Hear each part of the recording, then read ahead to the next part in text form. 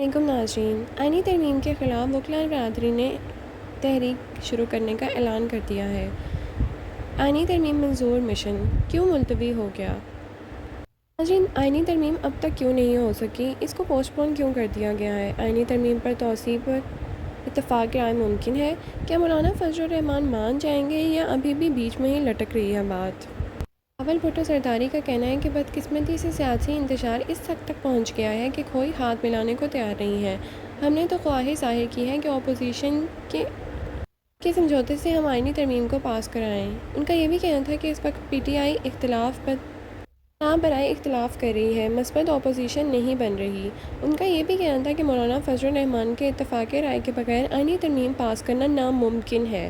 مولانا فضل الرحمان سے پہلی ملاقات ہوئی، ان کے تحفظات بہت زیادہ تھے۔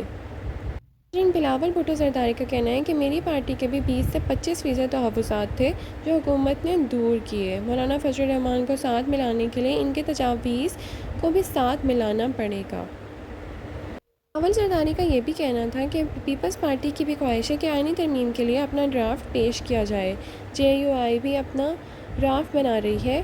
ہماری کوشش تو اتفاق رائے پیدا کرنے کی ہے۔ مولانا فضل الرحمان ساتھ مل جاتے تو پھر 1-2 ماہ نہیں لگیں گے۔ پیپلز پارٹی کا مطالبہ تھا کہ آئینی کورٹ بنائیں، سیشن ججز کی عمر بڑھانے کی بجائے کم کریں۔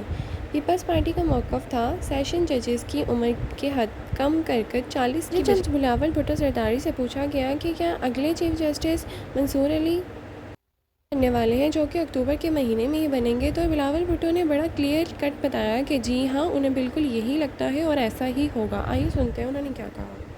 پھر اس کے اوپر محمد مالک سینئر تجزیہ کار نے کیا تبصرہ کیا، آئیے یہ بھی سنتے ہیں۔ اس بات میں شک تو نہیں ہے یا ہے کہ 26 اکتوبر 2024 منصور علی شاہ پاکستان کے اگلے چیف جسٹس ہوں گے؟ مجھے کوئی شک نہیں ہے کہ اگلے چیف جسٹس منصور علی شاہ ہوگا۔ 26 اکتوبر 2024 کو عہدے کا حلف لے لیں گے، شاید آپ کو بھی دعوت نامہ ہو تو آپ بھی شاید جائیں گے حلف برداری کی میں تو تقریب۔ نہ کوئی وزیر ہوں نہ کسی عہدے پہ ہوں کہ مجھے یہ دعوت والد محترم تو ہوں گے زیادہ تر۔ بالکل، شاید میں اپنا والد کو کمپنی کرتے ہوئے آؤٹ سروس پہ جاؤں۔ آئینی عدالت اگر بنتی ہے تو اس کے پہلے چیف جسٹس فائد عیسیٰ صاحب نہیں ہوں گے یا ہو بھی سکتے ہیں؟ میں کوئی پرسن اسپیسیفک ایسے نظام نہیں بنانا چاہتا ہوں جو کسی کو رول ان یا رول آؤٹ کرتے ہیں۔ میں سمجھتا ہوں کہ جو بھی فیصلہ ہوگا اس کو مشاورت کے تھرو کرنا چاہیے اور کوئی حرج نہیں اگر یہ مشاورت ایگزیکٹو نام رول ان کر رہا ہوں اور میوچل ڈیسیژن ہونا چاہیے، لیکن جب جتنی باتیں اب ہم نے دیکھی ہیں، ایک چیز تو بڑی کلیئر ہے، گورنمنٹ کی بہت بڑی نااہلی تھی، اس سے بڑا سیلف میڈ ڈیزاسٹر نہیں تھا۔ صحیح ہے۔ اور یہ جب ہم باتیں سن رہے ہیں کہ دیکھیں ہم تو کنسنسس بھی بلڈ کر رہے ہیں اس لیے ڈیلے ہو گیا ہے، ورنہ ایسی بات نہیں تھی۔ اگر کنسنسس بلڈ کرنے کی پرائرٹی ہوتی نا تو 4 بجے یہ بڑے میاں صاحب کو لاہور سے بائی روڈ نہ اسلام آباد بلاتے۔ وہ 4 بجے نکلے اسلام آباد صرف ووٹ ڈالنے کے لیے آئے تھے اور کسی وجہ سے وہ شام کو نہیں نکلے تھے وہاں سے۔ سو دیٹ شوڈ کہ every thing they thought was in place. دیکھیے ایک بہت بڑا ڈیزاسٹر انہوں نے کیا۔ آج آپ جو بلاول صاحب سے باتیں کر رہے تھے تو میں سن رہا تھا انٹرویو، ایک اور بڑا انٹرسٹنگ انٹرویو چل رہا تھا بعد میں، وہ تھا شاہ زیب کے پروگرام میں بول رہے تھے رانا ثناء اللہ صاحب، انہوں نے بڑی ریویلنگ باتیں کی 2-4، اور جب ان سے بار بار ان سے پوچھا گیا کہ کیا مولانا صاحب غلط بات کر رہے ہیں، جب انہوں نے کہا کہ مجھے نہیں یہ نہیں پتا تھا وہ نہیں تھا، تو انہوں نے کہا نہیں، اس کا مطلب ہے ہماری طرف سے کمیونیکیشن کا ڈیزاسٹر ہوا ہے۔ اب کمیونیکیشن کا بڑا کلیئر ڈیزاسٹر، دیکھیے اگر زرداری صاحب پی ایچ ڈی ہے نا پاور پالیٹکس میں، تو مولانا صاحب بھی پی ایچ ڈی ہے پاور پالیٹکس میں۔ صحیح ہے۔ اب آپ نے ان کے ساتھ ساری نیگوسیشنز کے لیے کس کو بھیجا؟